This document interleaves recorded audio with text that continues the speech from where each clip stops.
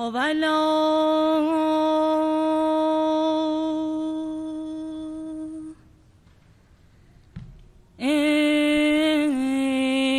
پروردگار،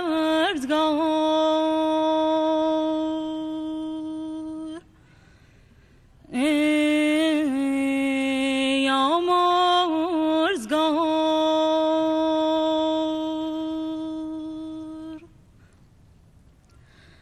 این محفل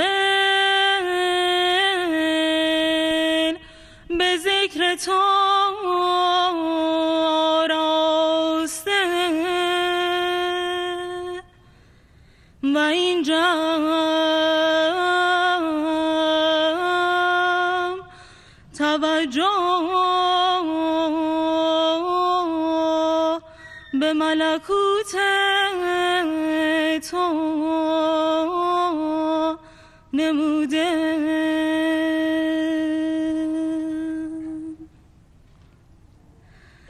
دلها پر مسرت است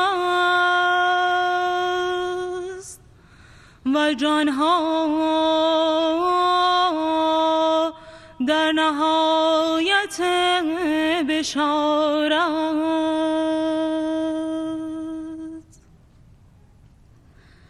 خداوند مهربانا،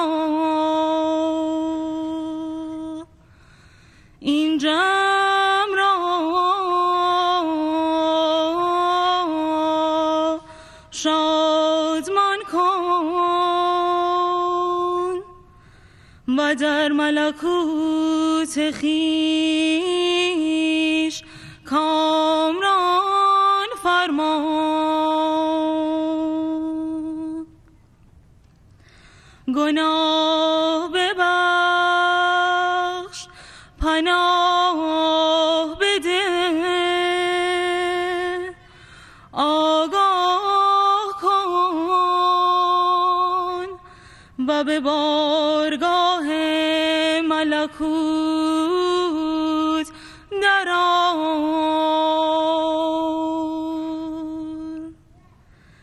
تویی دهنده، تویی بخشنده و مهربان.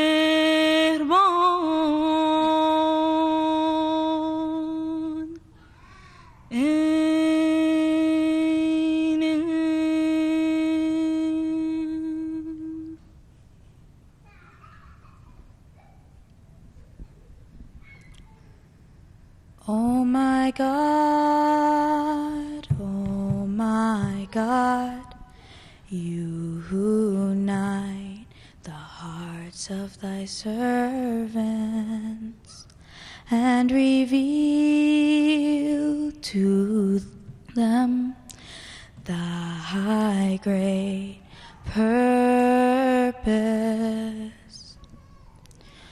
May they follow thy commandments and abide in thy law. Help them, O God, in their endeavor, and grant them strength to serve thee. O God, leave them not to themselves, but guide their steps by the light of thy knowledge, and cheer their hearts by thy love. Verily thou art their helper and their Lord.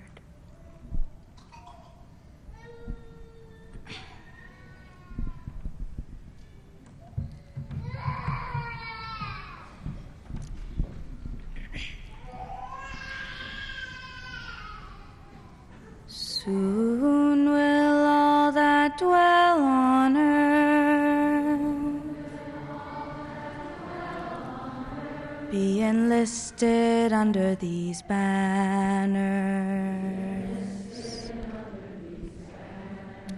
Soon will all that dwell on earth be enlisted under these banners.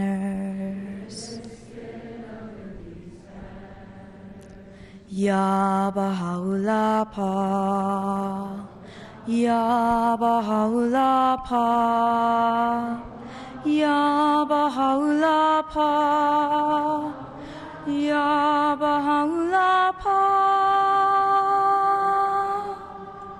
Soon will all that dwell on earth be enlisted under these banners. Soon will all that dwell on earth be enlisted under these banners. Ya Baha'u'Llah Pa, Ya Baha'u'Llah Pa, Ya Baha'u'Llah Pa, Ya Baha'u'Llah Pa.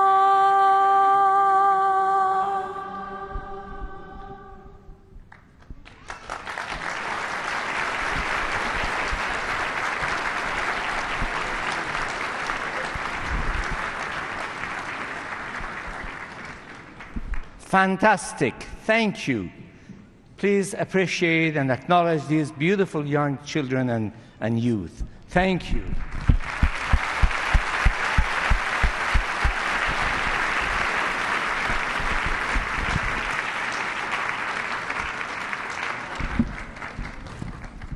Esteemed guests, ladies and gentlemen, it is with jubilant hearts and exorbitant souls that we greet you and welcome you to this auspicious, historic celebration of the bicentennial of the birth of Baha'u'Llah. 200 years ago today, a child was born to a noble family, and as he grew up, he denounced the material riches that he was abundantly, in fact, privileged to. Because of his generosity and benevolence, he became known in his early 20s as the father of the poor. In 1863, he made a profound claim of being the messenger of God for this age. And with this, a new chapter in the history of the advancement of humanity was unfurled. This divine luminary became to be known as Baha'u'Llah, meaning the glory of God. The teachings of the founders of the world's religions have inspired breathtaking achievements in literature, architecture, music, calligraphy, and other forms of arts. They have fostered the promotion of education, reason, and sciences. Their moral principles have been translated into universal codes of laws, regulating and elevating the human relationships. History provides countless examples of how these figures have awakened capacities among populations to love, to forgive, to be creative, to dare greatly, to overcome prejudices, to sacrifice for the common good, and to discipline the impulses of human baser instincts. These goals can be recognized as the common spiritual heritage of humankind. In the current turbulent period, the world is in need of and is seeking a unifying vision for our true nature, and of the kind of world in which we would want to live in and leave for our future generations. Baha'is believe that the vision is revealed in the teachings of Baha'u'Llah, that the time for estrangement and division between peoples of the world has ended, and an era of amity and unity has dawned as the humanity has reached the threshold of relative maturity. The bicentennial birth of Baha'u'llah is being celebrated in over 100,000 cities and villages in over 240 countries, islands, and sovereign territories. We are delighted that you have gathered here to honor this special event with us, and hope that you will sense the perfume of true friendship through the program and beyond. Again, we honor your presence, and with much gratitude, we hope that you will enjoy the program. Thank you.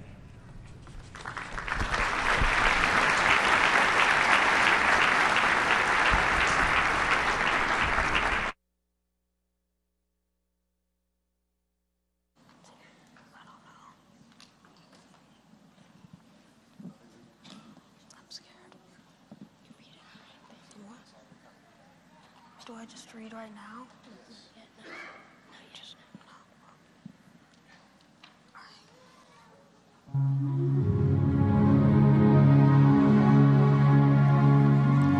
Nevertheless, I tell you the truth.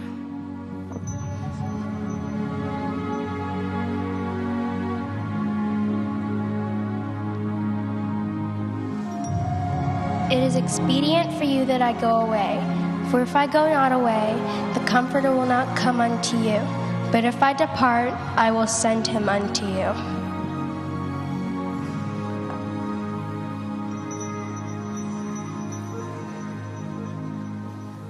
I have yet many things to say unto you, but he cannot bear them now. Howbeit, when the Spirit of truth is come, he will guide you into all truth.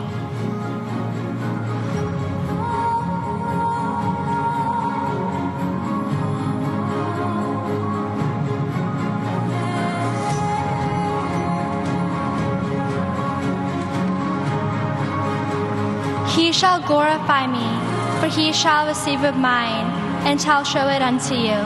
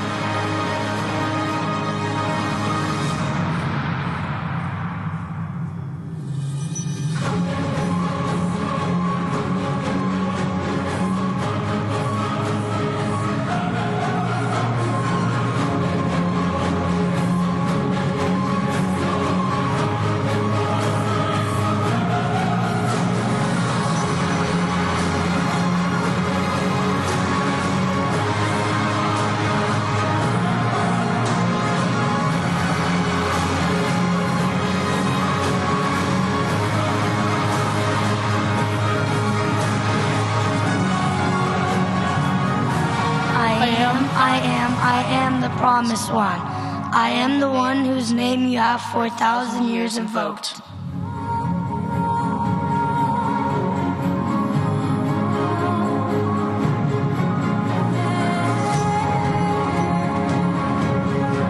At whose mention you have risen, whose event you have longed to witness, and the hour of whose revelation you have prayed God to hasten.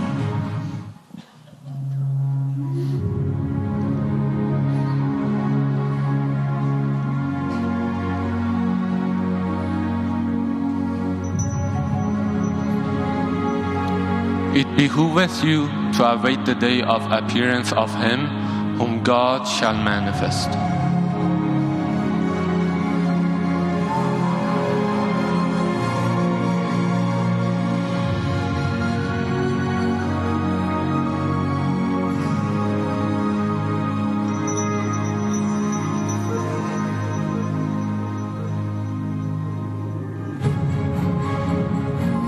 O people, the day promised unto you in all the scriptures is now come.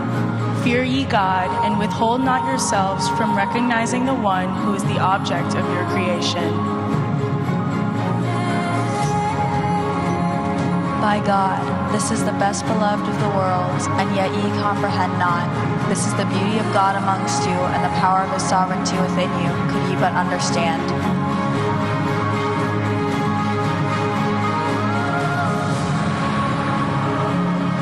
Great indeed is this day, the allusions made to it in all the sacred scriptures, and the day of God attest its greatness.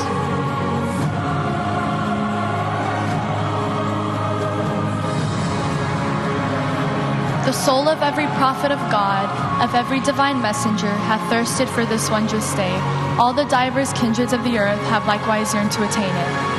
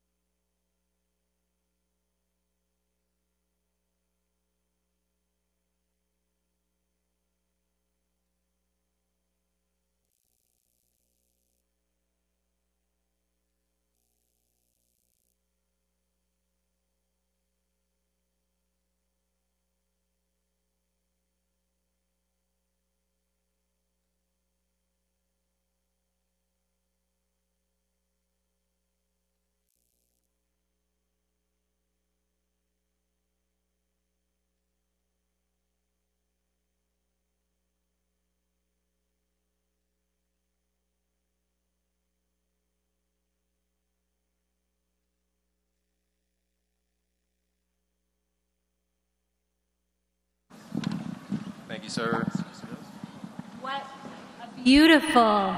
What a beautiful human family we have.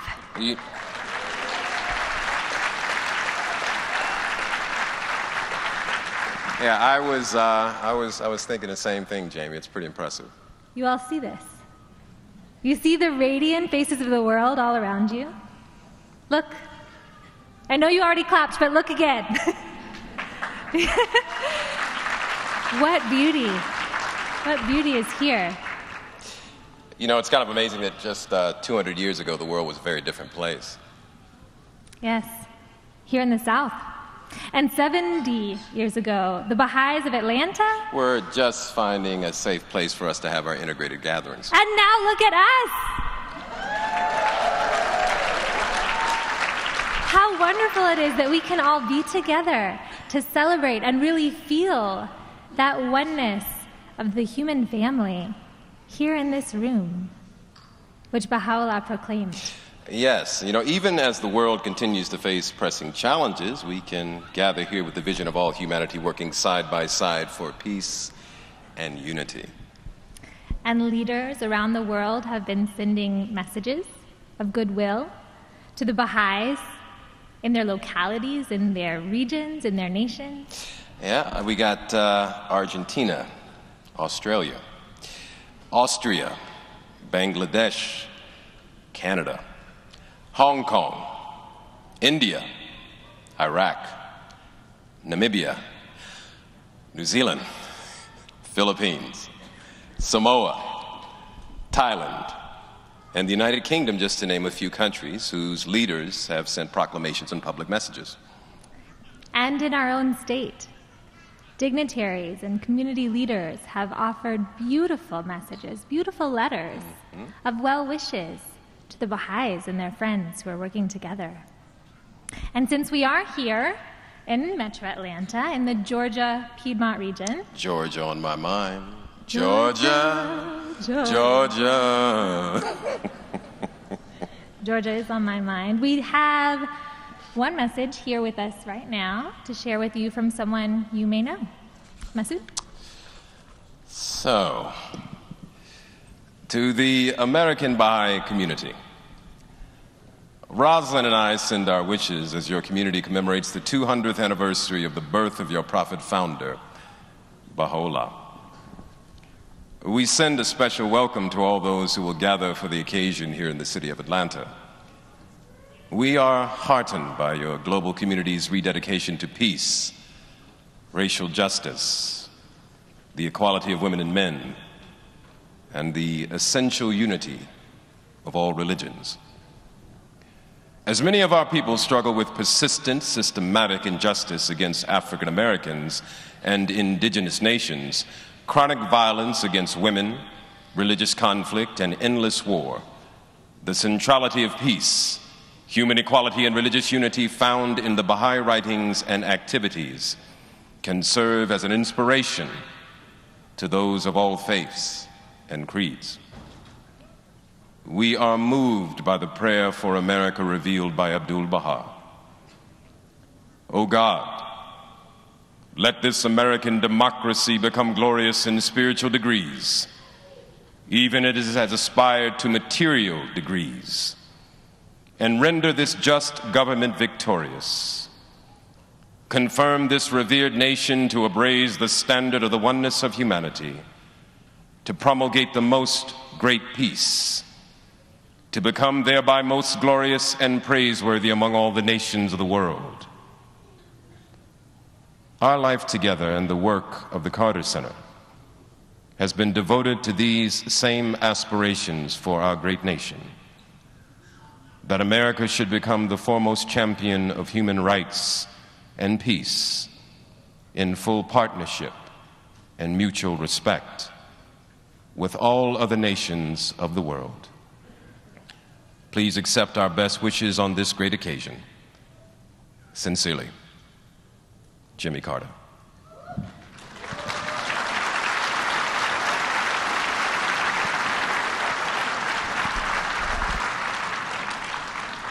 And now we celebrate some more together.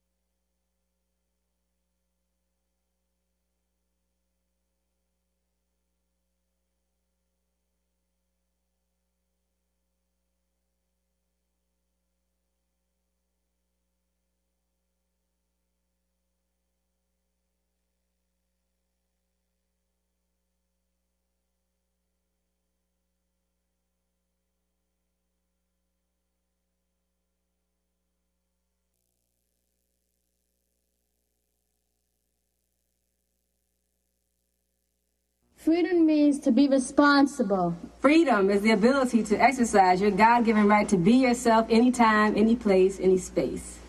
Freedom means to achieve your goals. Freedom is free of labels and categories. Freedom means to be able to do whatever you want to. Not so long ago, in certain places in our country, especially in the South, black and white peoples were not allowed to go to school together. We couldn't live on the same streets or eat in the same restaurants or go to the same hotels. And on the trains and buses, blacks had to ride in the back and only white people could ride in the front. One day, some courageous black people and some of their close white friends said, "This has to stop." They bought tickets on a bus trip, and when they got on the bus, they sat next to each other all over the bus. This was a hard bus ride, and they had many terrible problems, especially when they reached Alabama and Mississippi. But they kept pushing and won. And they wrote this song we're going to sing about that special freedom ride. Freedom. Freedom. Give us freedom. Freedom. Freedom's coming and it won't be long.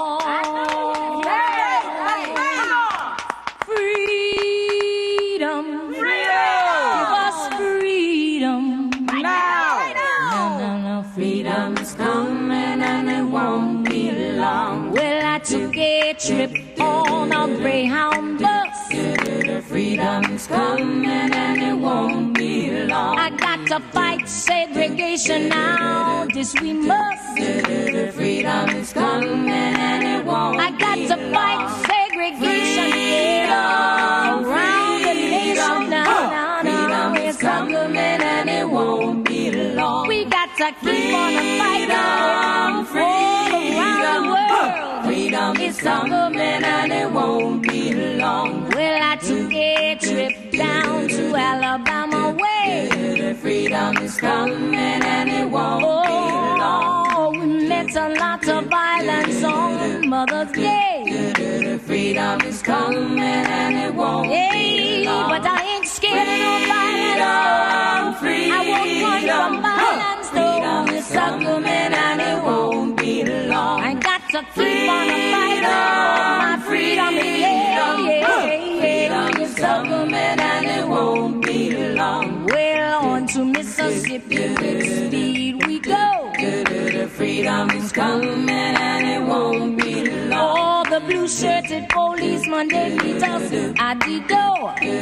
Freedom is coming and it won't be long. But I ain't scared of no policeman, no. Freedom is coming and it won't be long. They can wear blue shirts or black shirts or any other shirts, I don't care. Freedom is coming and it won't be long. Well, you can hinder me here, you can hinder me there. Freedom is coming and it won't be long. But I go right down on my knees and pray. Freedom is coming and it won't be long. Yes, I will pray for freedom, yeah. I will sing for freedom, yeah. It's coming and it won't be long. I keep a fighting for freedom, I keep a marching for freedom, yeah. It's coming and it won't be long. Yeah, my freedom is coming and it won't be long. Oh, my freedom is coming and it won't be long.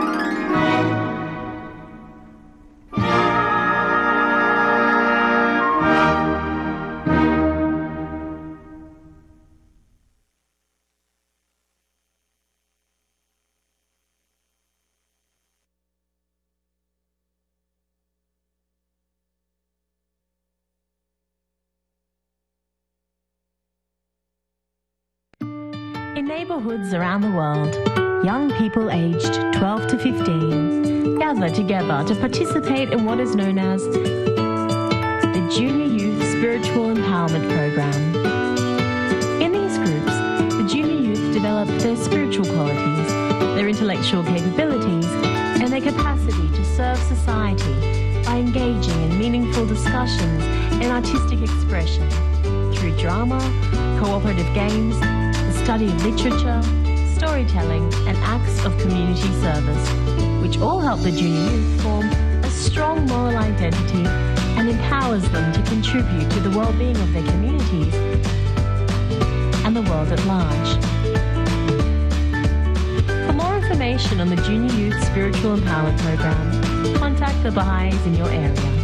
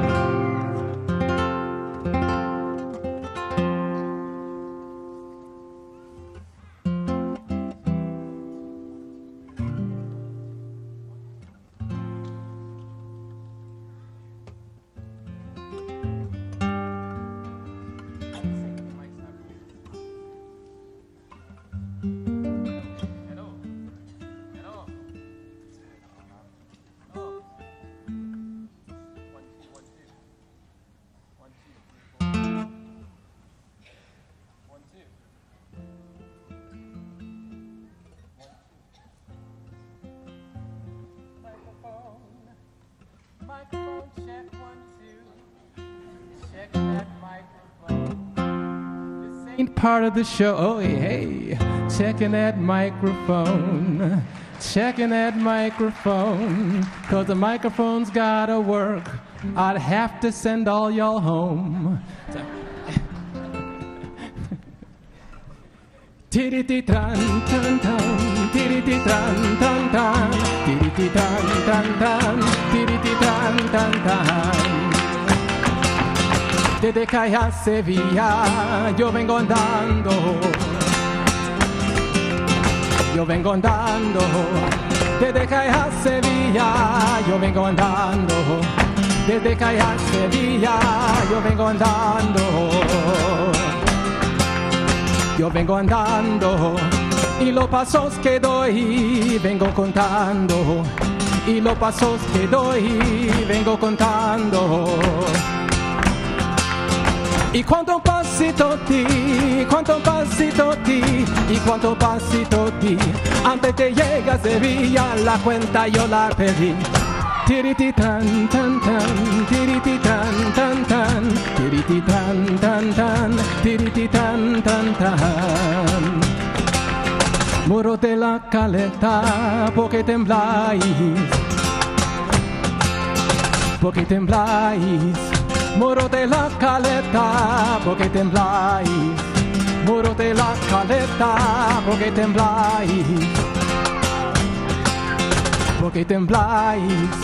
Cuando les canto ustedes cosas de cari. Cuando les canto ustedes cosas de cari.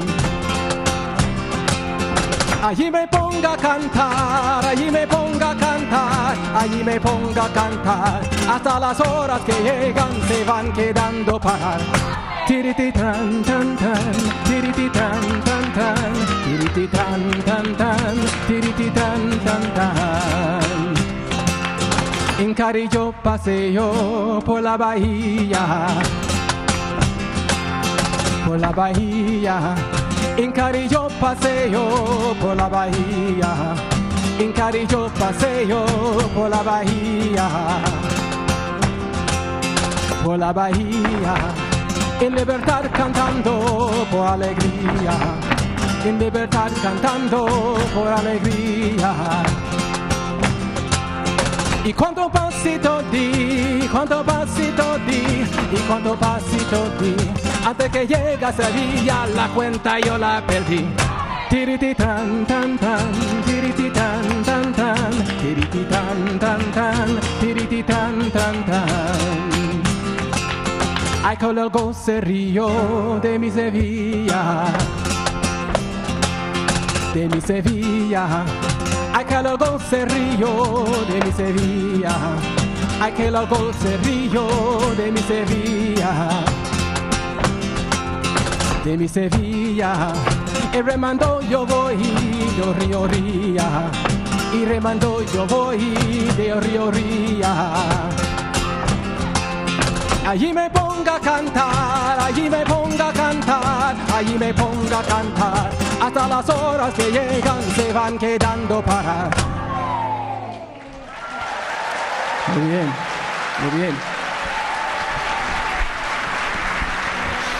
Okay, everybody. We are Calo Gitano, and we're so happy to be here. And we are so happy that you all are about to dance with us. It's going to be so much fun. I cannot wait. It's like so many of you. It's going to be amazing. So we're going to do one more song. Each of us is going to dance for a little bit. And then I will be the last one before we all dance together. Sounds like a good plan? It's going to be like amazing. So start warming up, like, you know, head to the side, head to the other side, chest, back. Because we're going to make it happen. Ole, que vive España.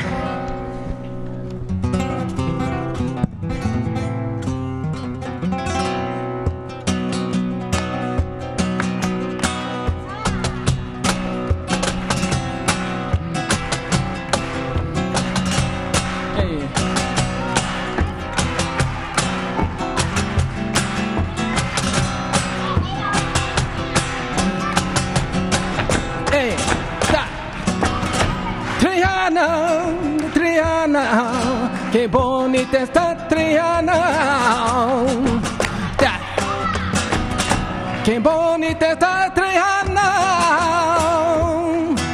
qué bonita está Triana. Cuando le ponen el puente la banderita gitana, el puentecito le ponen la banderita gitana.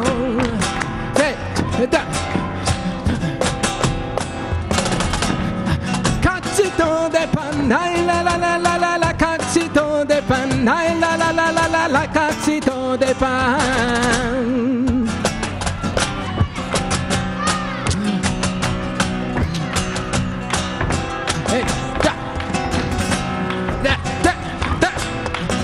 La que quiera patrón yo vaya a la sierra, ole morena vaya a la sierra, porque te está secando tu madroñera, ole moreno tu madroñera.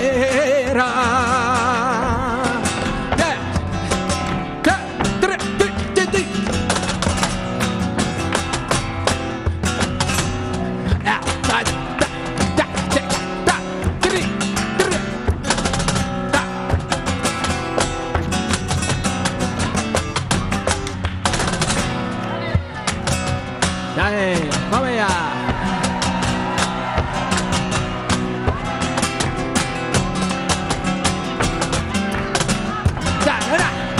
Mamá, mamá, no quiero eso. Mamá, mamá, no quiero. quiero eso. No quiero nada. No quiero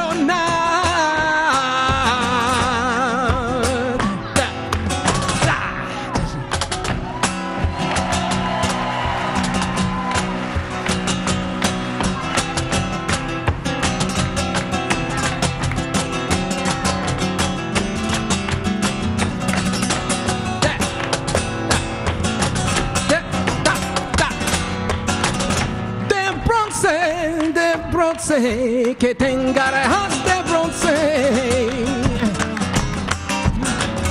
Te voy a meter en un convento que tenga rejas de bronce, pa' que tú pases fatigado y de mi cuerpo no goces. Pa' que tú pases fatigado y de mi cuerpo no goces.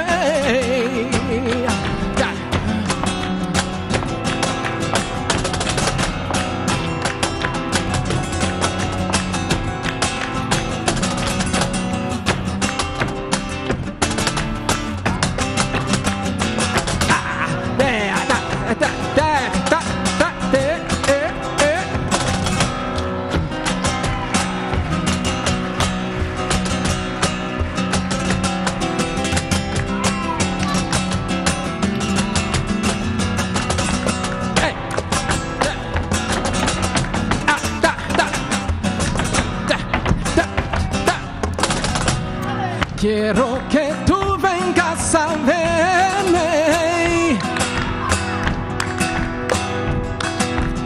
Quiero que tú vengas a verme de tu propia voluntad. De tu propia voluntad. Hallelujah, hallelujah, hallelujah, hallelujah.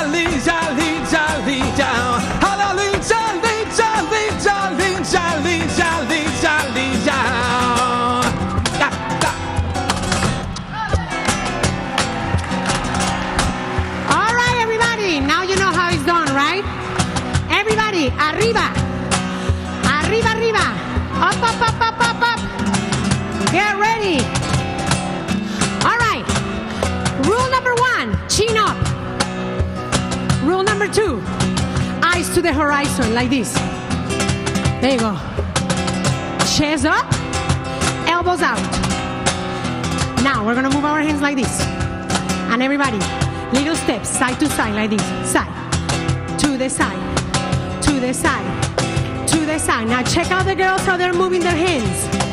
You move both of your hands on the side, like this. Ole, ole, ole, ole, ole. Good job. Now everybody, arms up. To the side and arm up. Arriba. Arriba. Arriba. Ole, ole, ole, ole, ole. Now we go like this, like throwing popcorn. 2, 3. Now we say ole. Ole. 1, 2, 3. Here we go. Ole. Louder. 1, 2, 3. Ole. 1, 2, 3. Here we go. Ole. Now everybody, big stomp. Hands go down. Ole, ole, ole, ole, ole. Go around, around, around, around, around, around, around, around. To the side. 1, 2, 3, and ole. 1, 2, 3, and ole. One last time. 2, 3, and ole. Now we have to look for a big ending. So, eyes to the horizon, guys. Chest up. We're gonna go up. Big dramatic moment. Hands up. Arriba, arriba, arriba, arriba, arriba, arriba. Get ready. We're gonna go 1, 2, 3, 4, 5, 6, 7. Ole! Good job, guys. You did amazing. Ole! Thank you so much for letting us share with you guys. We're Caló Gitano, and we had a blast dancing with you. Ole, que viva España. Adiós.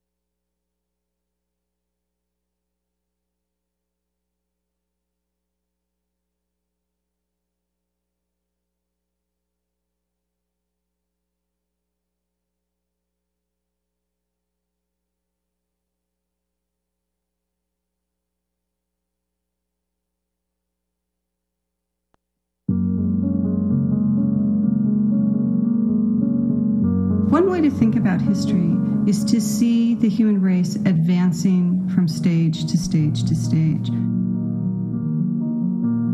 And if we really draw back and give ourselves a long view, part of what we can see is humanity making progress over time. And those advances come from the teachings of the messengers of God.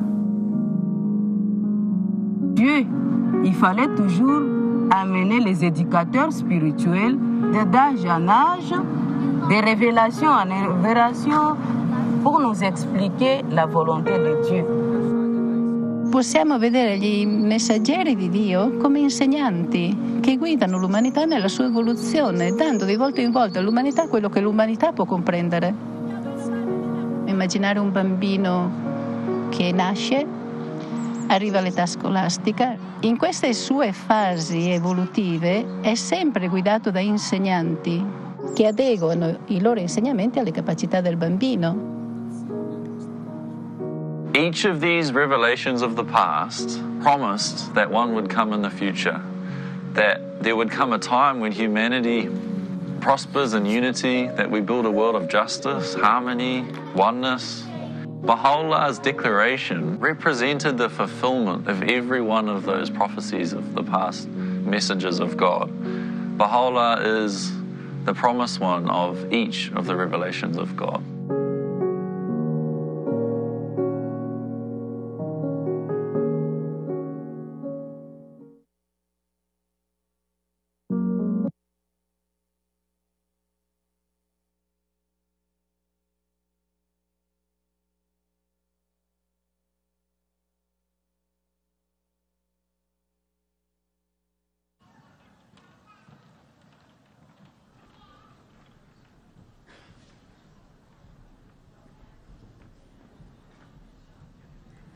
Ole! I don't know, they got me feeling the groove right there. Got me feeling it. How's everybody doing, okay? Y'all look great. Awesome. So, we have another letter to share with you, and this one comes to us from the Atlanta City Council. Jamie. Proclamation, Atlanta City Council, Bicentennial of the birth of Baha'u'Llah. Whereas the first Baha'i arrived in Atlanta in 1909, and the Baha'i community of Atlanta, Georgia was established in 1939. And whereas a crying need of humanity is the achievement of unity, peace, and justice in our communities. And whereas in the 19th century, Baha'u'llah, the founder of the Baha'i faith, brought a message of human dignity, capacity, and oneness, suited to the requirements of contemporary life. And October 22nd, 2017, marks the 200th anniversary of the birth of Baha'u'Llah. And whereas since 1939, the Baha'i community of Atlanta, Georgia, has striven to apply this vision to the material and spiritual life of Atlanta, collaborating with others to promote unity and to serve their fellow citizens. And whereas the Baha'is of Atlanta and their families, friends, neighbors, and colleagues are commemorating this bicentenary, along with Baha'is across the United States and around the world.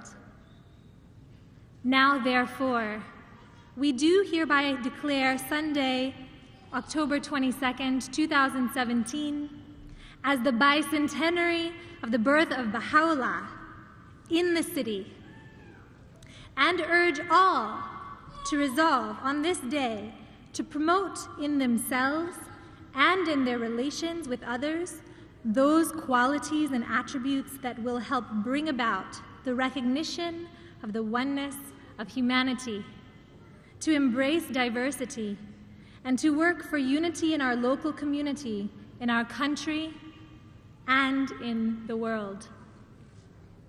In witness whereof we have hereunto set our hands and caused the seal of the city of Atlanta to be affixed. Signed, Caesar C. Mitchell, President, Atlanta City Council.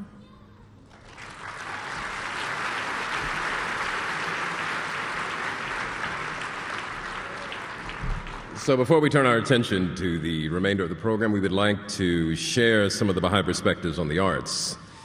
Baha'u'Llah states, "Arts and crafts and sciences uplift the world of being and are conducive to its exaltation." And Baha'u'Llah's son, Abdul Baha, states, "All art is a gift of the Holy Spirit. When this light shines through the mind of a musician, it manifests itself in beautiful harmonies. Again, shining through the mind of a poet, it is seen as fine poetry and poetic prose. When the light of the Sun of Truth inspires the mind of a painter, he produces marvelous pictures. These gifts are fulfilling their highest purpose when showing forth the praise of God." So, enjoy the show.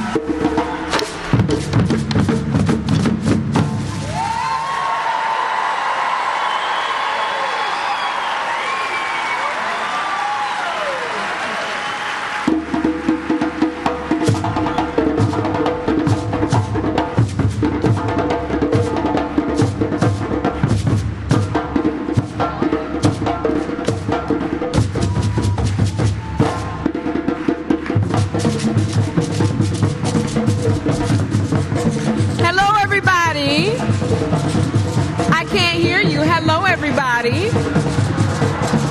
We are Giwayan Mata, and we are getting ready to light it up for you.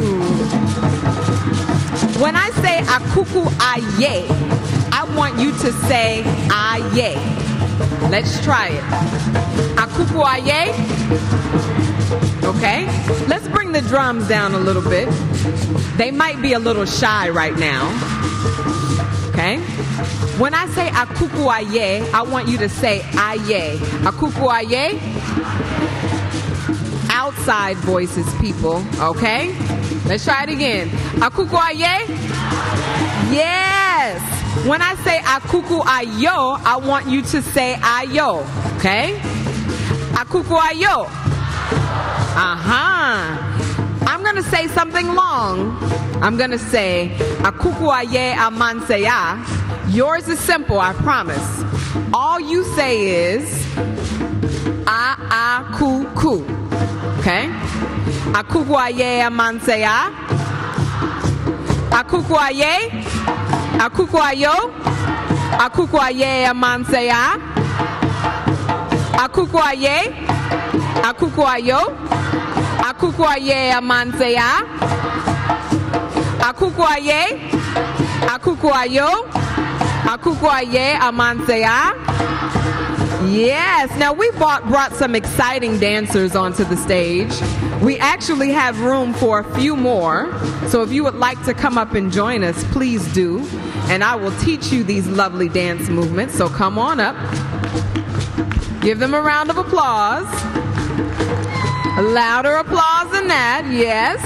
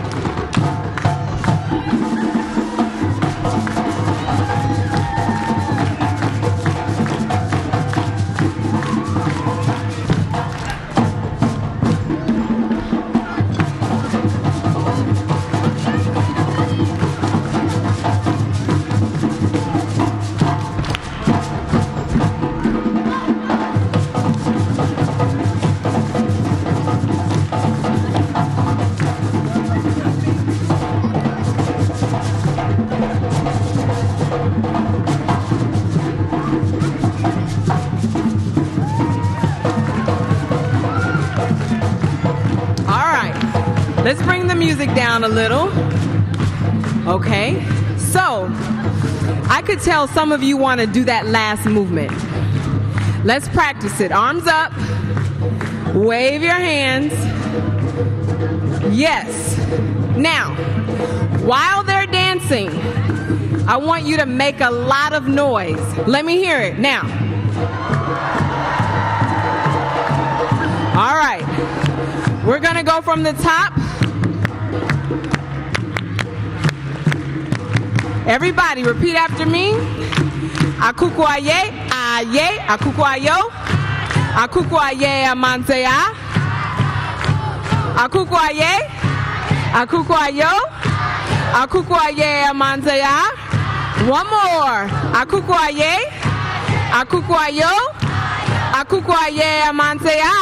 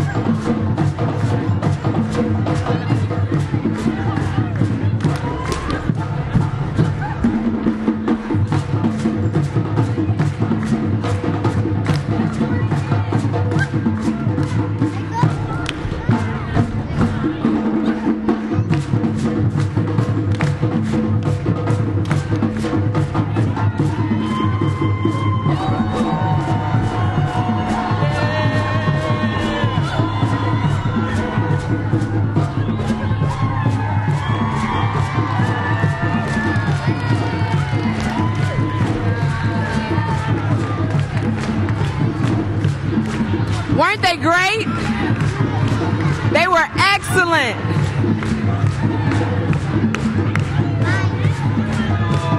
Oh my God, I just talked about you.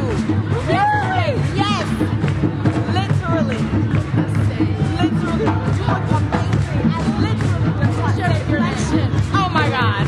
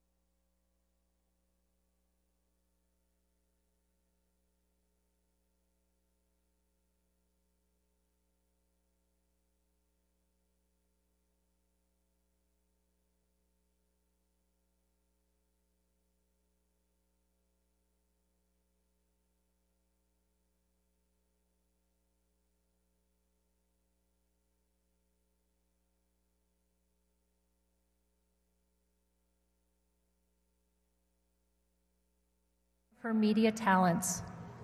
She has been elected to serve 2 terms on the Board of Governors for the National Academy of Television Arts and Sciences in the Southeast, during which time she was the Regional Emmy Judging Chair. She was the 2004 Telly Award finalist, and in 2002, the Sigma Delta Chi Society of Professional Journalists selected her for the Green Eyeshade Award for television deadline reporting. In 2002, the Coalition for a Healthy and Responsible Georgia named her Television Journalist of the Year for her coverage of Tobacco Settlement Fund allocation in Georgia. She is also the recipient of the 1999 Southern Regional Emmy Award for the live production of the Georgia Music Hall of Fame Awards, and the Business and Professional Women Group named Nwandi the 2008 Georgia Woman of Achievement. Nwandi is a member of the Baha'i Continental Board of Counselors for the Americas. She received an MBA from Emory University and a degree in journalism from Howard University. She is an entrepreneur who has experience hosting, writing, and producing for commercial and public broadcasters, including Cable News Network, Turner Broadcasting System, Public Broadcasting Atlanta, Georgia Public Broadcasting, WABE, and WCLK Radio. Currently, Nwandi leads the Rev Productions to develop broadcast programming and marketing videos. Through her consulting company, The Virtues Collective, she helps organizations to elevate their communication strategies. Nwandi summarizes her aspirations in this way: "My only goal is to leave the world more beautiful and beneficial than when I inherited it. I work daily towards this achievement as a mother who guides her children to discover and manifest their unique gifts and talents, as a producer of positive media who mentors others in the important endeavor of story creation and dissemination, as a coach and facilitator who guides individuals and organizations to harness the positive power of language, and as a volunteer community catalyst who accompanies diverse groups of people to realize their own potential, to create and express ambitious plans together, and to evaluate the results in order to advance collectively." I am so honored, and please welcome Nwandi Lawson.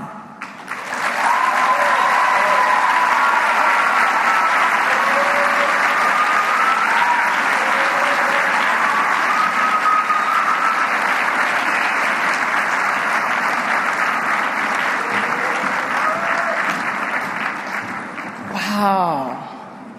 I've just longed to come to the stage so that I could have a chance to look out and see what the world of humanity looks like. Very nice. And as been pointed out throughout this program, we've had the call of the drum, we've had the movement of the body in dance, we've had voices lifted in song from all parts of the planet. And it was pointed out that it wasn't so very long ago that it was not possible for this gathering to even take place. So praise God, you are here. Indeed. Look at you. You're here on this very, very historic occasion. And you know, as has been mentioned, there are millions around the world who are taking part in celebrations like this one. Gatherings that are honoring the bicentenary of the birth of Baha'u'Llah. But you know, we should remember and perhaps feel a particular note of gratitude that we are here today, because it is not possible for every person on the planet to participate in a gathering like this one. You know, the right to peaceful assembly is not guaranteed everywhere on the planet. So there are people who would like to be gathered like this today, and yet they're in smaller settings, and they're speaking much more quietly about the revelation of Baha'u'llah. They fear arrest or worse, and yet they're still finding a way to commemorate and to celebrate at this time. You know, in other places, the communication channels are such that people actually have to deal with one another face to face. That's really the only way that they can do this. And so in some parts of the world, preparing for this most momentous occasion, they actually for months, and in some cases well over a year, have been going to visit other places where they could tell the people that this bicentenary of Baha'u'llah was coming, sometimes on foot, long distances, sometimes on bicycle, in order to invite them to come together to celebrate this time. And you know, in other places, even in our own environment, there are people who can't even come to expect that they could have a Sunday off in order to be in a place like this. Many of them are employed, so let's keep them in mind. They're working very hard, and while they would like to be here with us, their circumstances simply do not allow them to do this. And in some cases, even after the invitations have been given, there's a lot of suspicion and distrust, and it prevented some of the recipients who received this invitation from attending a gathering like this one this weekend because they were unsure about how listening to a bit about the message of Baha'u'llah and his revelation for this time, how would that be received by their families or even their own communities of faith? And so I really want to congratulate you. You had a lot of courage and commitment and joy. And so you were here in this room on this very, very momentous occasion. Baha'u'llah himself assures us that we are living, in fact, in a most wondrous age. He says to us that this is the day in which God's most excellent favors have been poured out upon men, the day in which his most mighty grace have been infused into all created things. It is incumbent upon all the people of the world to reconcile their differences, and with perfect unity and peace abide beneath the shadow of the tree of his care and loving kindness. These are such reassuring words of confidence, uttered at a time when some say that hope is very hard to come by. So we might ask ourselves, what would cause Baha'u'llah to speak these words? Well, he was born 200 years ago, as we are commemorating at this time. And Baha'is believe that Baha'u'llah is the one whose teachings will usher in that long-promised time when all humanity will live side by side in peace and in unity. And from the time of his birth, Baha'u'llah was seen as having inherent greatness. His bearing, his carriage, his intellect, his generosity, all of these features were much admired in the area of Persia where he was born. And so he was very well regarded by people of all social classes and backgrounds, and he was so well regarded that he really could have just continued along this particular path, perhaps accepting a post in the ministry where his father had served, being a generous philanthropist. And all of this would have been very commendable. But this, praise God, was not Baha'u'llah's path. After embracing the teachings of the Bab, who, of course, we are also commemorating in this twin holy day around the world, Baha'is are uplifting at this particular time this message that came first through the Bab, and then because Baha'u'llah embraced these teachings and began, of course, helping to share them, he, in fact, had to endure 40 years of imprisonment, of exile, of life that was under such hardship and such conditions that it had physical ramifications from the scars that he bore around his neck for the rest of his life after he was imprisoned in a darkened pit, forced to wear a heavy chain around his neck. And yet, all of this he bore out of boundless love for humanity. He bore it with willingness, with radiance and forbearance, and even with compassion for his tormentors. Now, regardless of the persecution that Baha'u'llah had to suffer, he never faltered in upraising the unity of the human family and the elimination of all forms of prejudice. He called humanity to the equality of women and men, to education for all, with particular emphasis on education for girls, as they, of course, will be the first educators of children and the ones who will ensure that education reaches all. He also brought to humanity the requirement that science and religion must agree. And above all, that justice is the means for attaining lasting peace. So like Abraham, like Moses, like Zoroaster, like Krishna, Jesus, Muhammad, Baha'u'llah suffered. He suffered for bringing the teachings that mankind needed in order to evolve to its next stage of development. And from the leaders of the religion to the government who considered his new teachings actually to be a bit dangerous to them, to their conception of their own power. And like the great teachers of the past, Baha'u'llah's message actually spread more prolifically the longer he was incarcerated and the farther that he was exiled. Praise God. But so strong was Baha'u'llah's call to unity that among the Baha'i writings it is in fact stated, religion should unite all hearts and cause wars and disputes to vanish from the face of the earth. Give birth to spirituality and bring life and light to each heart. If religion becomes the cause of dislike, hatred, and division, it were better to be without it. And to withdraw from such a religion would be a truly religious act. For it is clear that the purpose of a remedy is to cure. But if the remedy should only aggravate the complaint, it had better be left alone. Any religion which is not the cause of love and unity is no religion. All the holy prophets were as doctors to the soul. They gave prescriptions for the healing of mankind. Thus, any remedy that causes disease and does not in fact come from the great and supreme physician.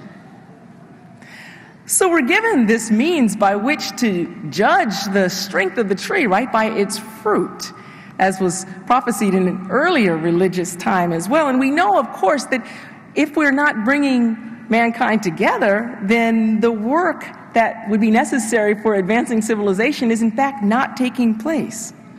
And we also know that in fact none of God's messengers has brought division or war or strife, but that in fact it's been misconceptions about power and who gets to wield power and all of these man-made dogmas that actually keep mankind from being able to advance.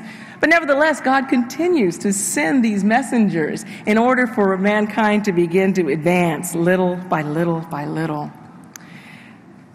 Unfortunately, as a result of some of the ways in which religion has been used, there's been a growing distrust and a tendency for people to simply say, we must throw this whole thing away. We have no purpose for it. You all have read the newspaper accounts. You've seen all of the surveys that have come out. They keep saying millennials, they don't belong to church or mosque or synagogue. They do not visit temple. They are not religious.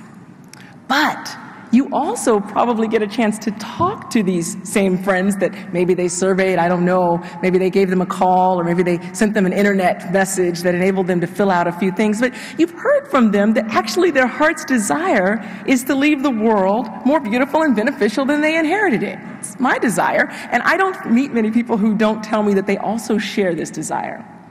So in fact, the idea that religion is disappearing and that people are no longer in need of it, I think it's actually far from correct. But what people actually are looking for is some pattern of life that enables them to progress and not one in which they feel that they have to fight against one another. Something that enables them to sit in a room like the one that you're seated in, side by side, in brotherhood and in unity, and then to make plans together and to progress.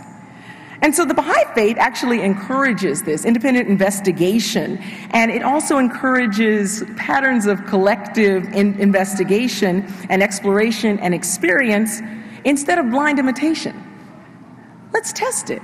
Let's try it together, and then let's come back and evaluate the results. And if it works, let's share it with others, because that's true generosity, and that enables communities to move together.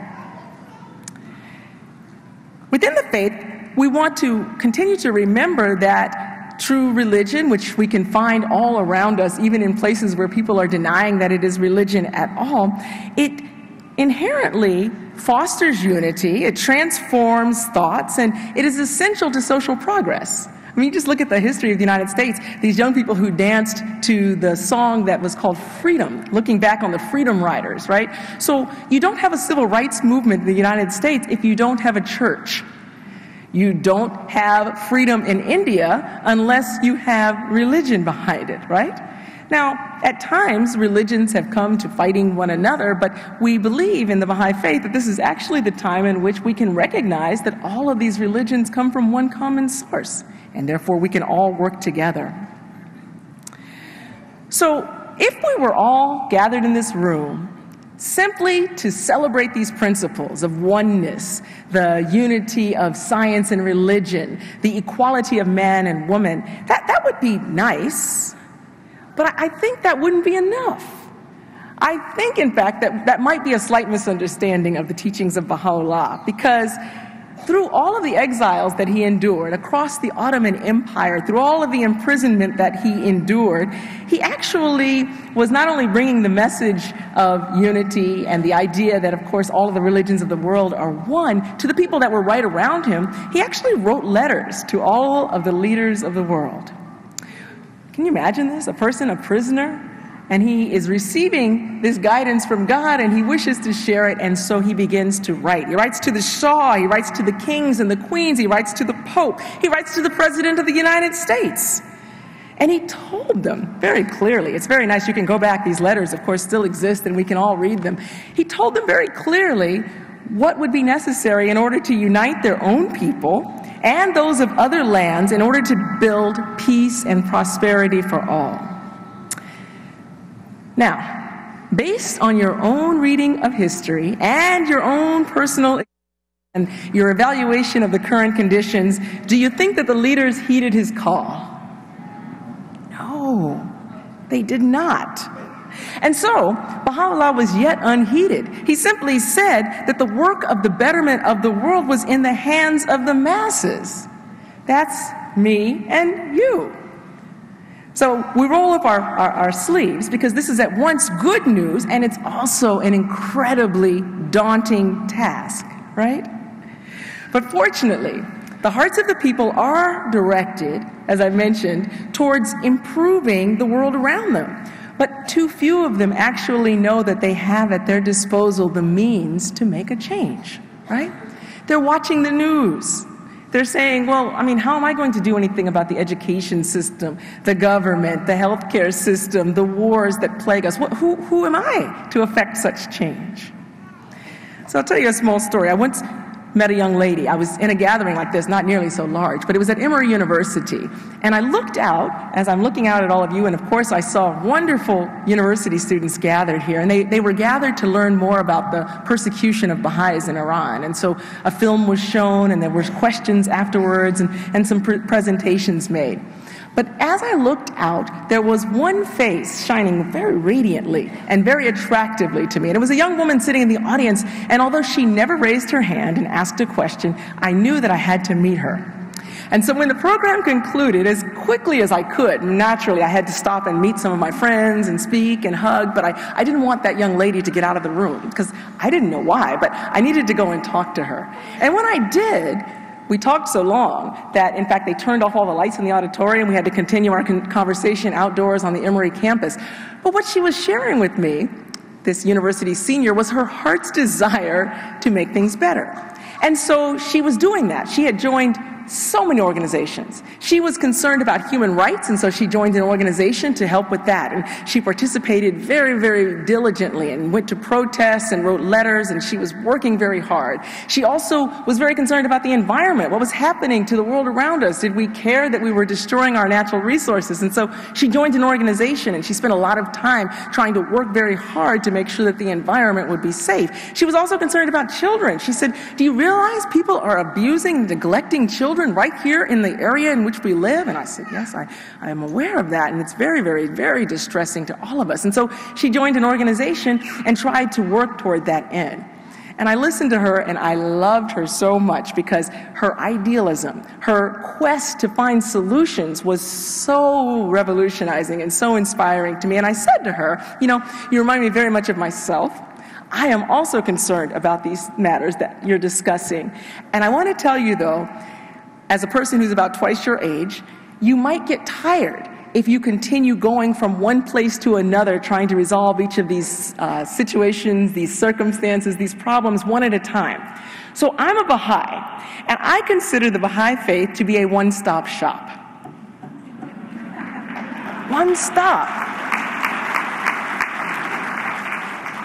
I didn't know about the Baha'i faith until I was about 31 years old, and so it hasn't been so very long. But what I told her was, when I discovered that rather than taking my time and my energy and my money and trying to figure out how to go from place to place, I could in fact infuse it into a group of people who were working steadily toward all of these aims, towards a time in which the environment was well respected. All children were recognized as being the minds rich in gems of inestimable value that they all are, that we were able to recognize that the rights of all humanity must be respected, period. And this young lady was quite interesting. We talked for some time, and she asked a few questions, and I told her about a friend of mine who was having a group of people who were studying near her campus. And then I didn't know anything more about her. If I had been thinking more, I would have exchanged information with her. I did not.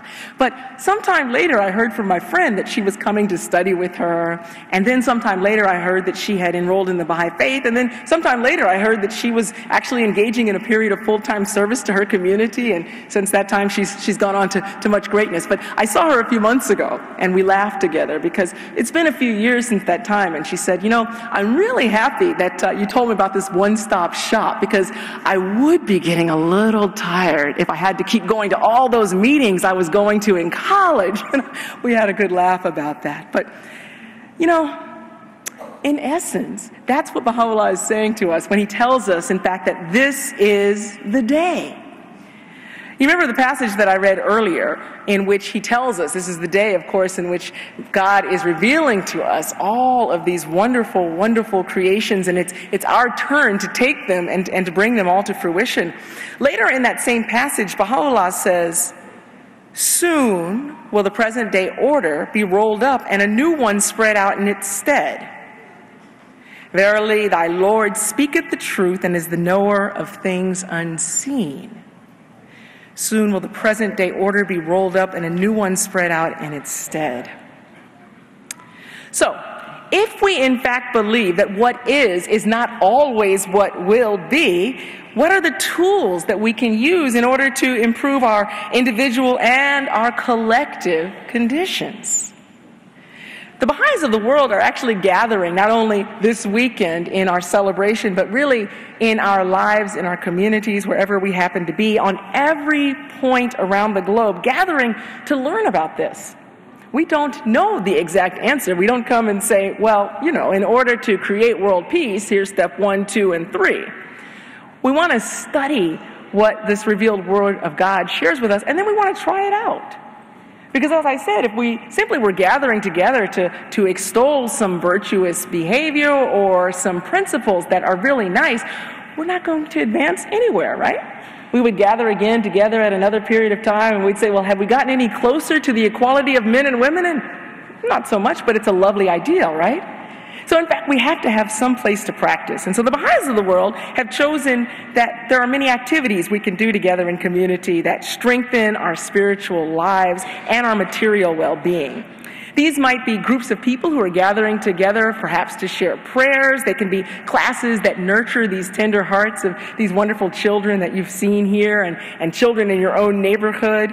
They found opportunities, as one of the videos you saw showed, for adolescents. You know, these people that we often complain about. Every generation complains about adolescents, even though we all have been adolescents. For some reason, every time another crop rises, we say, oh my gosh, this is the worst one yet. Can't be, because we're all here and we're continuing to advance. So we're learning through the Junior Youth Spiritual Empowerment Program how to harness this energy. Instead of battling against it and saying, oh my goodness, what are these children, young people, adolescents, what are they doing? We're saying, we want to hear what your ideas are, and then we want to work with you in order to harness this energy and use it for the advancement of mankind.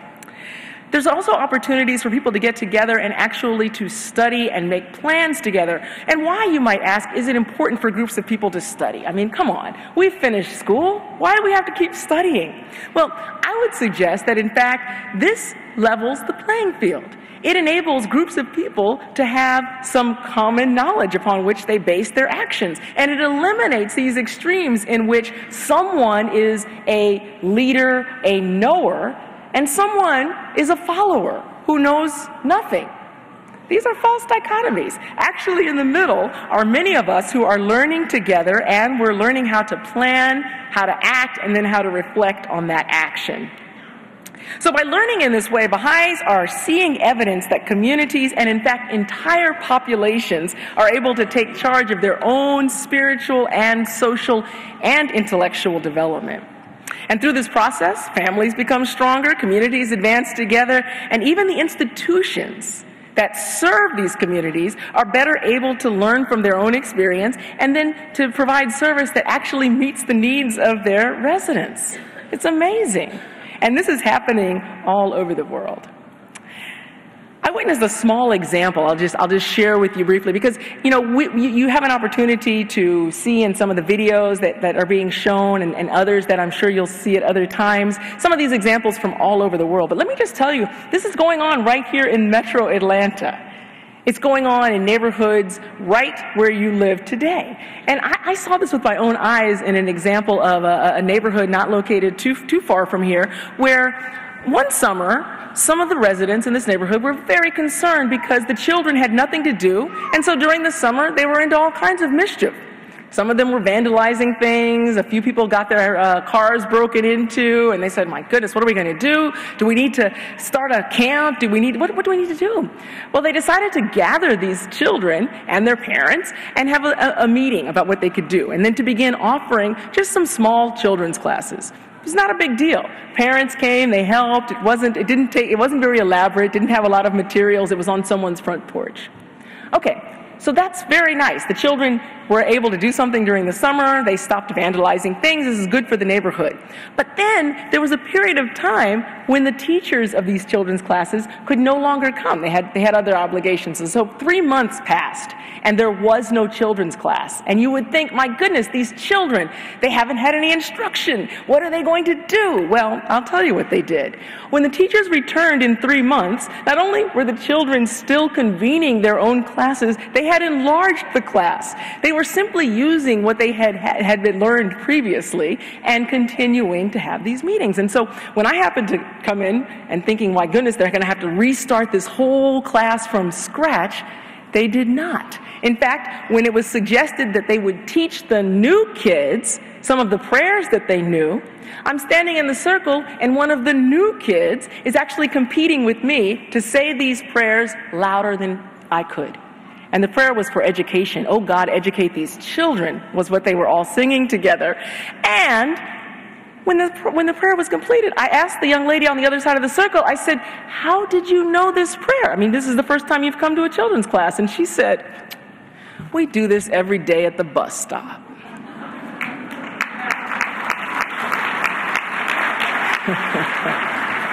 That's it.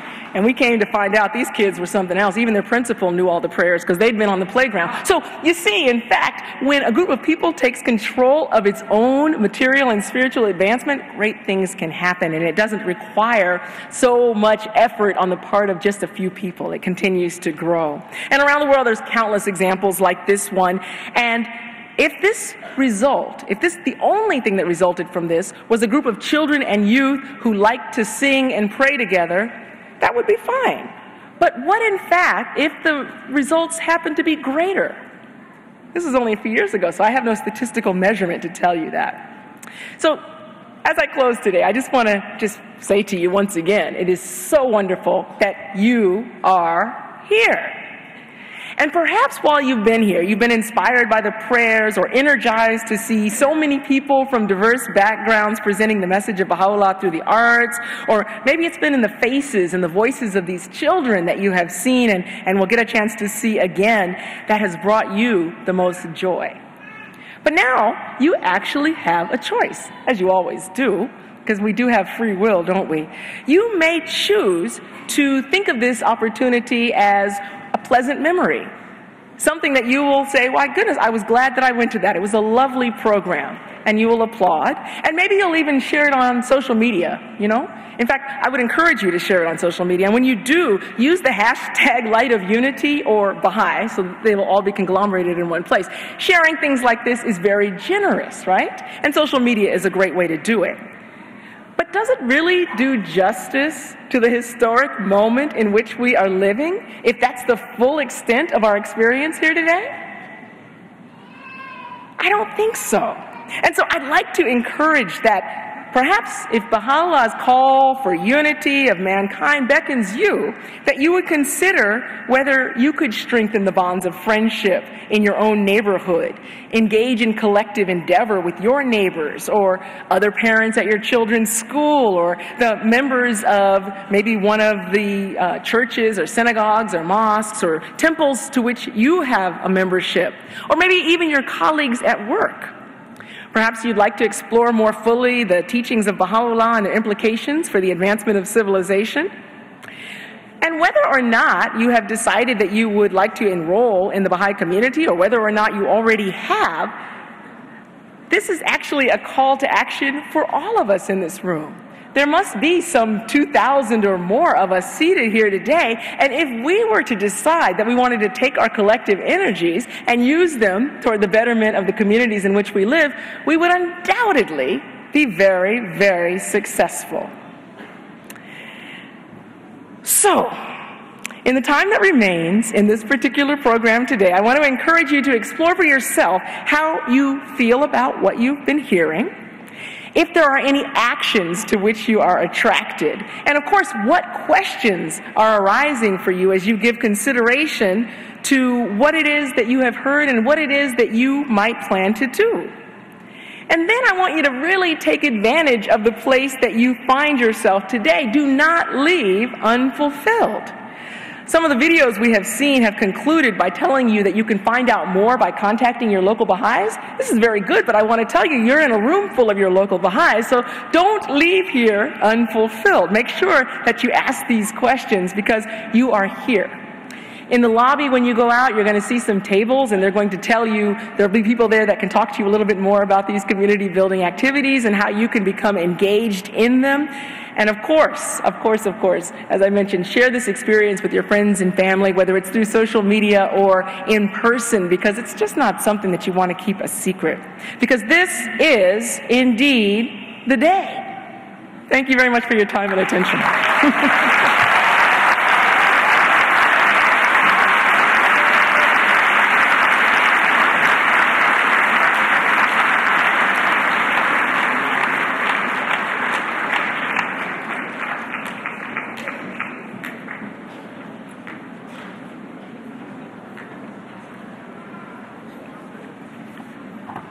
Dear friends, I was not scheduled on your programs to be speaking here, but I was asked to say a few words to follow up on what our beloved Nwandi said.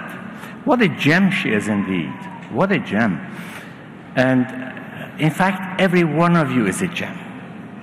because you have been created in the image of God. And you have been appreciating and clapping for all of our performers and speakers. But I would like to ask you to do me a favor. May I ask you to stand up?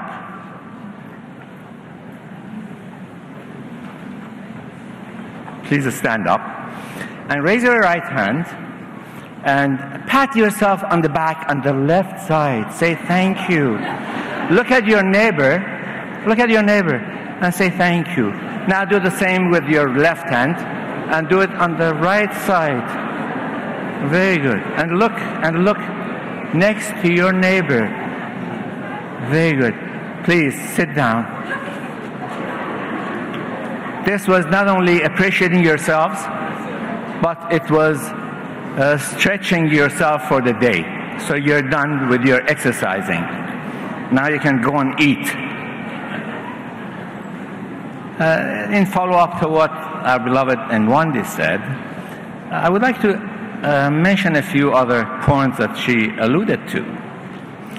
Since the inception of the Baha'i faith, a growing number of the people have found compelling visions of a better world in the teachings of Baha'u'llah. They have recognized that all religions represent two aspects. One aspect pertains to individual prayers and spiritual development. And the other aspect are the social issues and responsibilities. Today's program so far has been referring to all of the spiritual aspects of religion and partially towards our responsibility to our world.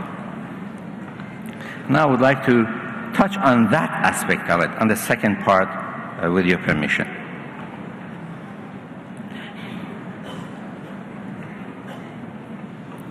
Baha'u'llah instructs that members of any society have the duty and responsibility to contribute to the betterment of the world.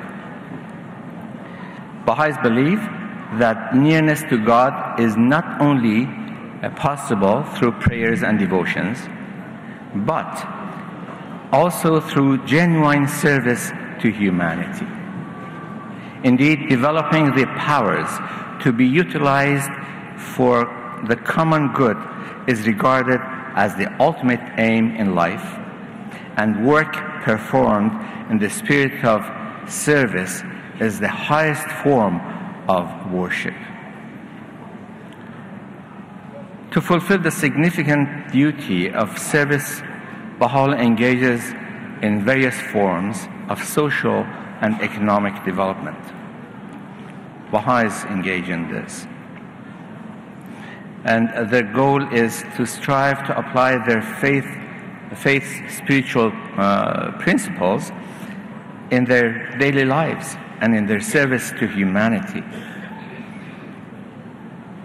with attention to priorities and attention to serving the totality of population through action.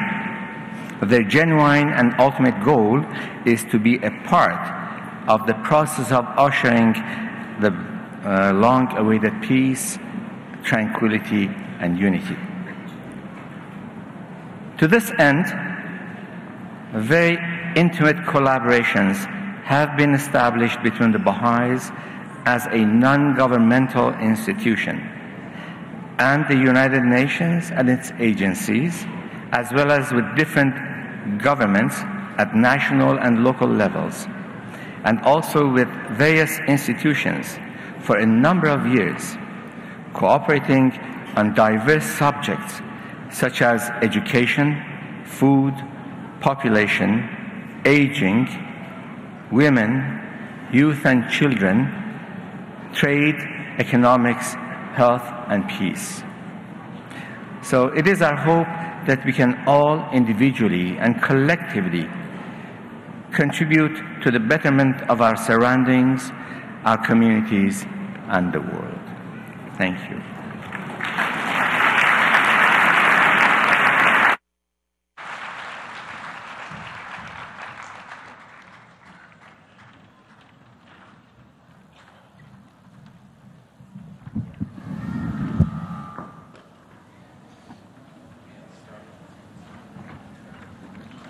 Beautiful people, how are you? I'm going to ask you to stand up. We're about to have a good time. Do you believe in the power of love? Do you believe in the power of joy and peace? All right. The song is about love, joy, and peace. Feel free to move. I know it's nice and cozy in here, so move a little bit to warm yourselves up.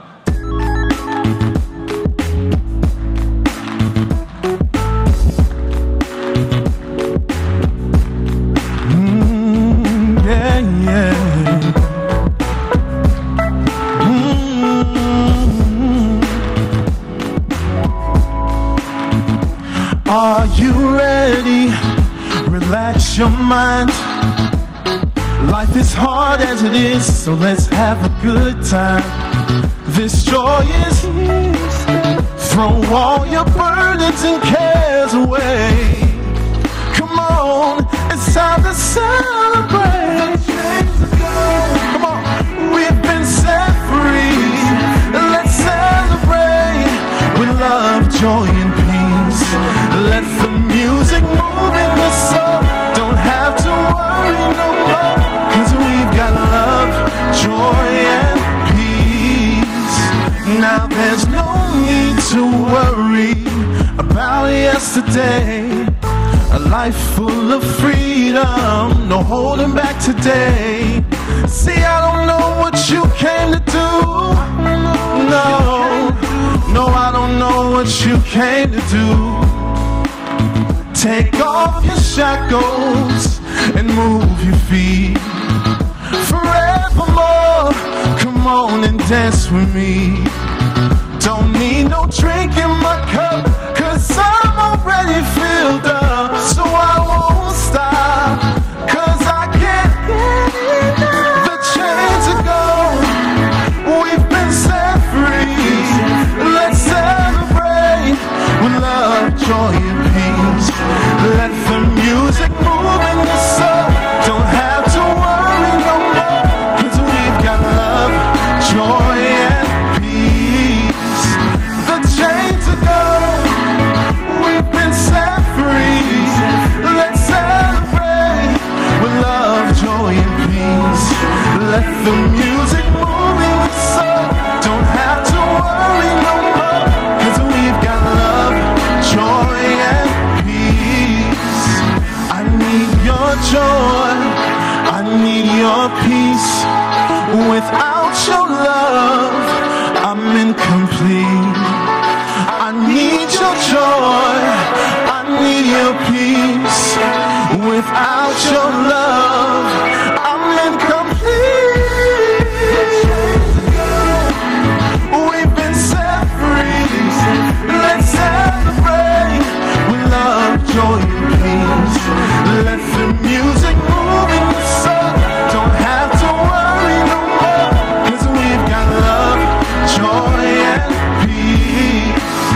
The chains are gone, we've been set free.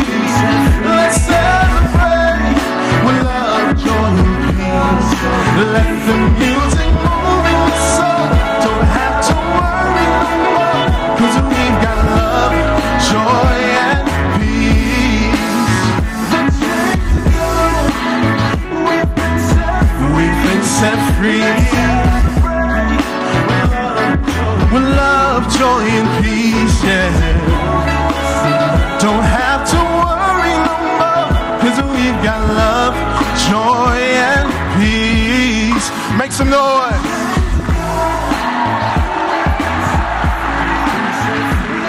Thank you, guys.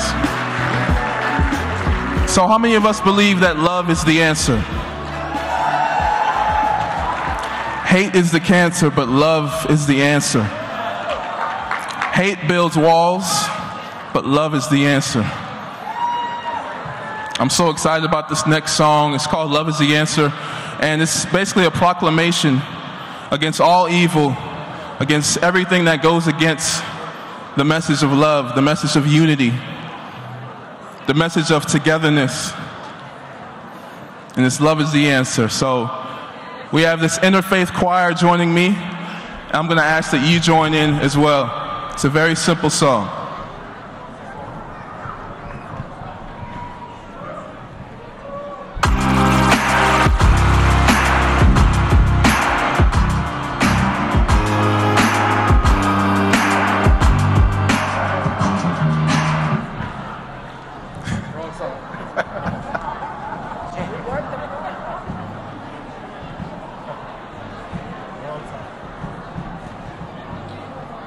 The crucial question of our time is how to overcome oppression and violence without resorting to oppression and violence. It's a cold, cold war, but what are we fighting for?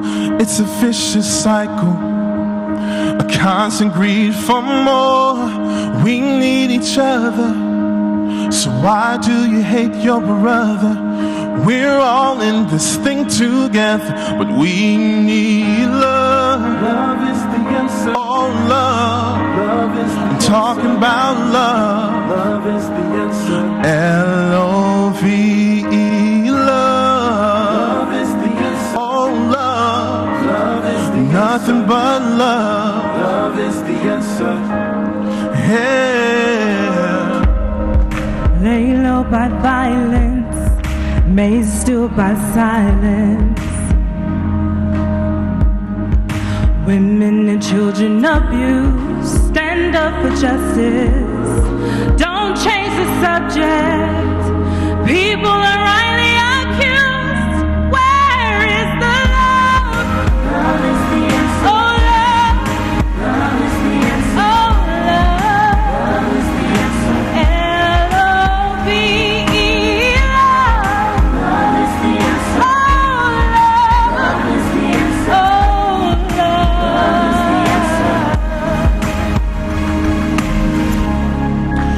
Imagine a world walking hand in hand, we the people united.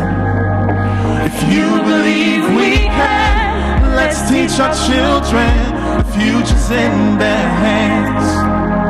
Hate is the cancer, that's why love is the answer. Love, oh love, oh love. I'm talking about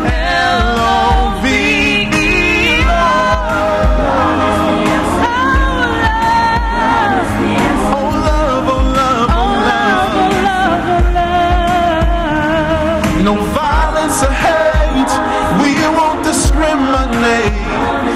No war, no greed, too many mouths to feed. No more social injustice, no more changing the subject. No more, no more, no, 'cause we need love. It's all we need. It's all we need. All we need, yeah. It's all we need. I tried and tried and all I found was love. Oh, love. Yeah, yeah. Do y'all believe that? Thank you.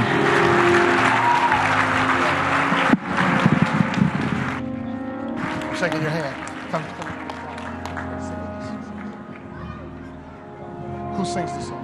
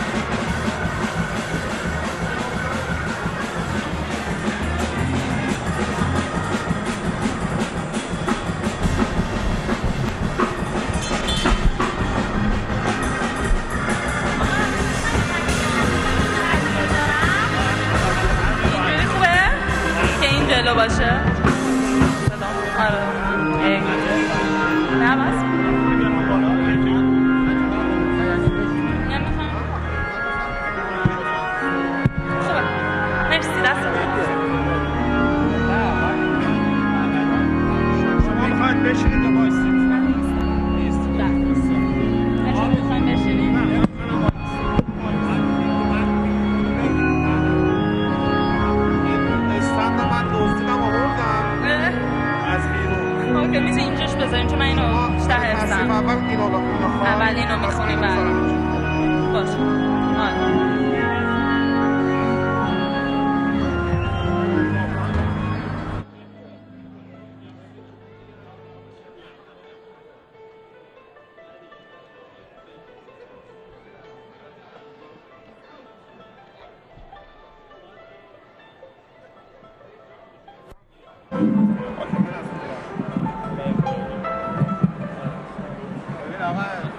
چهار مقدار نمیتونیم داریم وسطیش تکنوازی داریم خب وسط اون تکنوازی شما قطع نمیکنم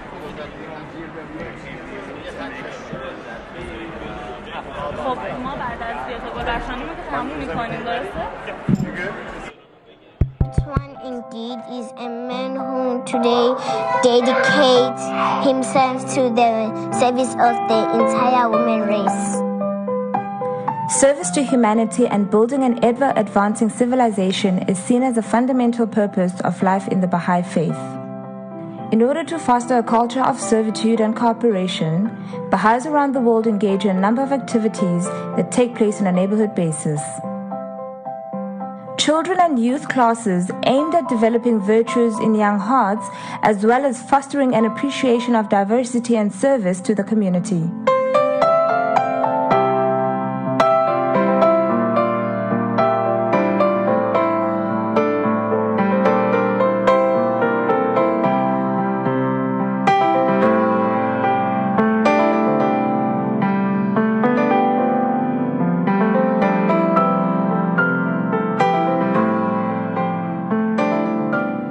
Interfaith prayer gatherings aimed at melding together hearts from various spiritual traditions in order to build community and promote unity in diversity.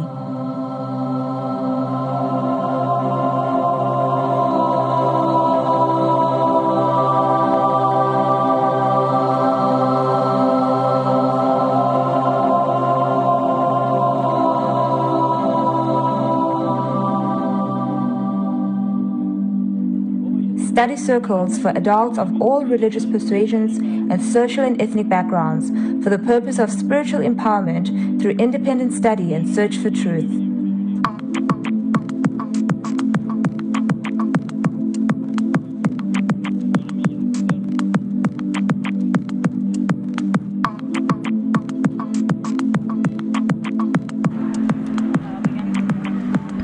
Imagine if millions more did the same. Baha'is invite people of all races, religions and cultures to join hands with them in an effort to live a life of service to others and build a society and institutions free of prejudice where people understand that it is in their very own interest to look out for the well-being of others.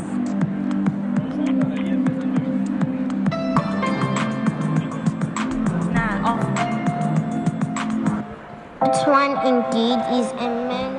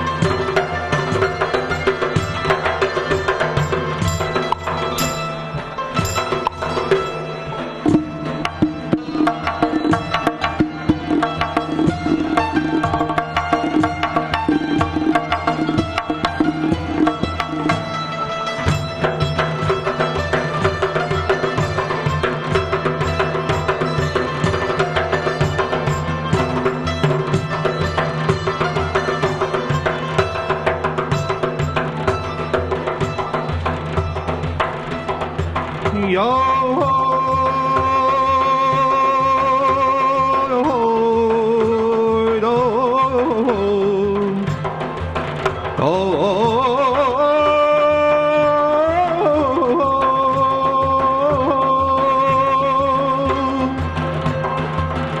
در آمدی و من از خود به در شدم گفتی که از این جهان به جهان دگر شدم گوشم به راه تا که خبر میدم ز دوستان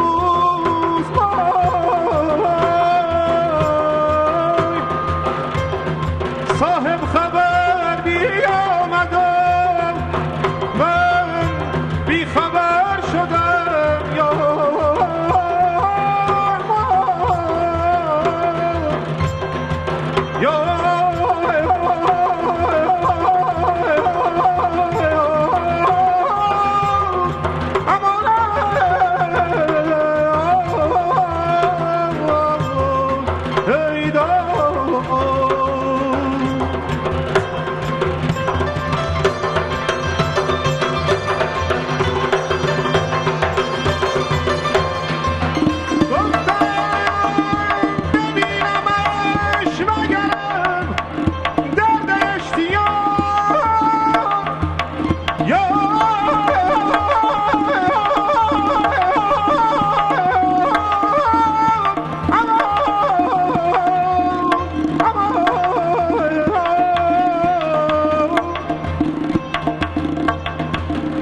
ساکن شود بدیدم و مشتاق‌تر شدم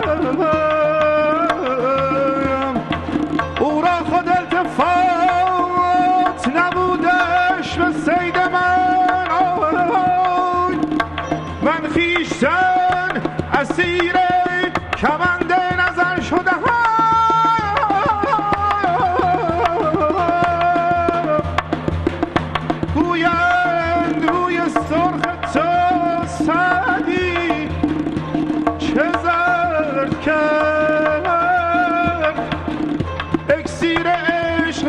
مثل افتاد و زر شدم امان امان امان امان یا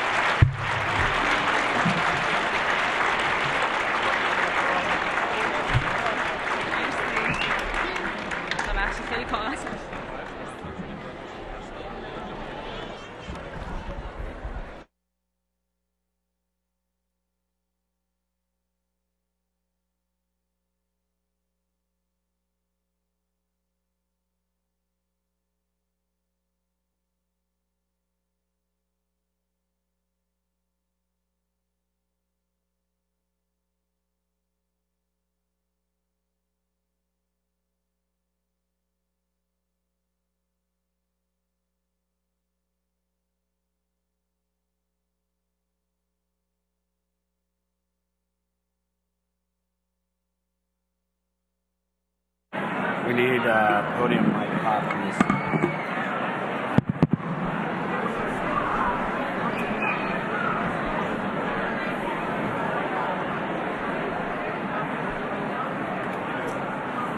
All right, so let's see here. Yeah, let's see. My dear family, friends, it has been such an honor to celebrate with you tonight. Thank you for being here. It has been such an honor to be with you tonight, my dear family. Thank you so much for being here to celebrate this bicentenary, this momentous occasion. Thank you. All right, so the Baha'is all around the world are part of a long-term process of community building that seeks to develop patterns of life and social structures founded on the oneness of humanity. One component of these efforts is an educational process that has developed organically in rural and urban settings around the world. Spaces are created for children, for youth, for adults, to explore spiritual concepts, to apply these to their lives and to their own social environments, and every soul is invited, every race, gender, and creed, to contribute together. All right, guys, just settle down just for a few moments more. We're going to let you free to move about the cabin in just a couple of moments, okay? All right. We invite you to be part of this. After the finale, please also take... Hello? Okay. Thank you. Please stop by the tables in the lobby area where you can learn more about how to engage in community building activities in your local area. The gallery will be open for you for some time to visit with each other, enjoy a little bit more music, and find your friends old and new. Thank you, guys, and we will now have the finale, and then you can go about your business. Thanks.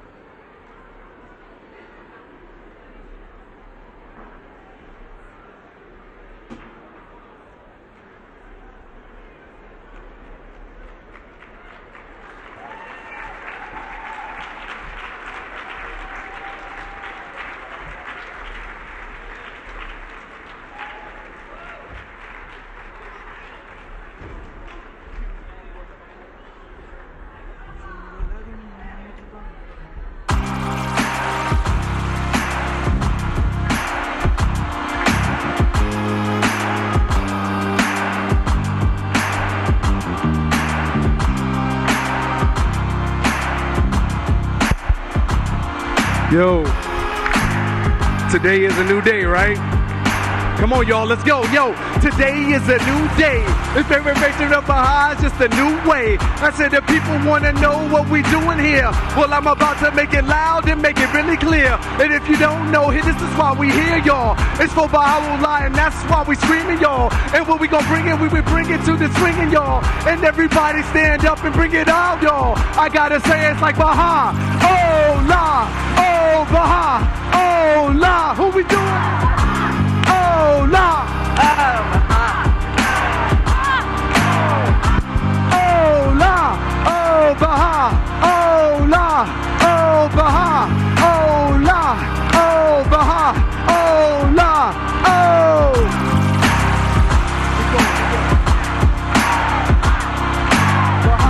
Oh, Lord. Oh, Baha.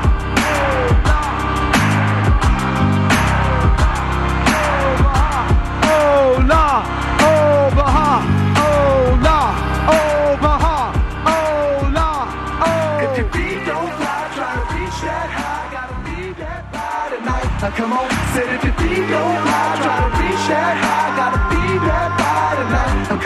Said if your feet don't fly, trying to reach that high, gotta be that by tonight. Now come on. Said if your feet don't fly, trying to reach that high, gotta be that by tonight. All right, everybody, I want you to say it.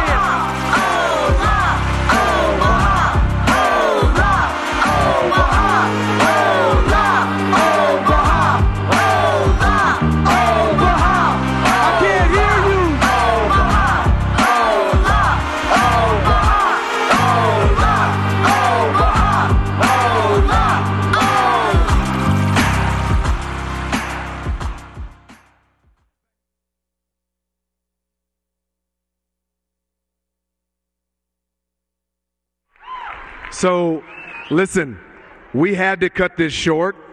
We had big plans for this group. I want you all to know, very, very big plans. But I want you to know how hard these guys worked. They are unbelievable. These souls are our future. They are our future. But let me do this one. Let me say this one time, okay? I wanted the audience to scream this name, Baha'u'Llah. Because Baha'u'Llah is the latest manifestation to draw breath on this earth. He is the manifestation for this day. These are the representation of the nation, of the world. This is what you have to look forward to. This is what this establishment is about. This is what Baha'u'Llah said for. So without the music, I want you all to stand up. Just do it for me. Forget for yourselves, just do it for me. Stand up, and I want you to do it with us, because they worked hard, so I want you to work hard, okay? Let's show them. I'm so sorry. Come on. I want you all to help them. So, it's really simple. It's Baha'u'Llah. Oh, Baha'u'Llah. Oh, Baha'u'Llah. Oh, Baha'u'Llah. Okay? So I'm going to ask them to clap, and then I want you to rap. Y'all ready? Come on. On the 2 and the 4. On the 2 and the 4. On the 2 and the 4. On the 2 and the 4. I said Baha'u'Llah, oh Baha'u'Llah, oh Baha'u'Llah, oh Baha'u'Llah, oh Baha, oh. I can't hear you guys. Wait. Stop. Listen, if you want to leave, you got to speak. I said Baha'u'Llah. I did not hear one person out here. All I heard was these guys. Prove me wrong. Was I wrong? Prove me wrong. Now, I'm going to start the clap, okay? Because we want, they're not ready yet. So you want to just slow it down for them, okay? So with me, you ready? And clap. Clap. Clap. Clap. Clap. Clap. Clap, clap. Baha'u'Llah, oh Baha'u'Llah, oh Baha'u'Llah.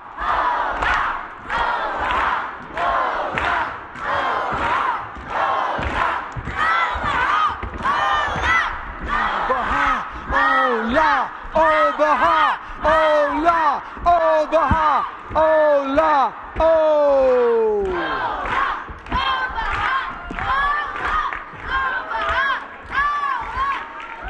Great job, guys. Love you.